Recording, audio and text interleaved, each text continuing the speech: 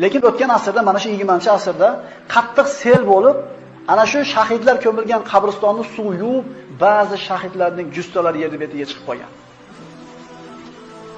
1400 yil burun ko'milgan jasadlar kecha ko'milganda chiqib turgan. Shayx Muhammad Mahmud Savob rahimahulloh aytadi: Uhuddagi shahidlarni dafn qilishlik marosimiga meni ham chaqirishgan edi.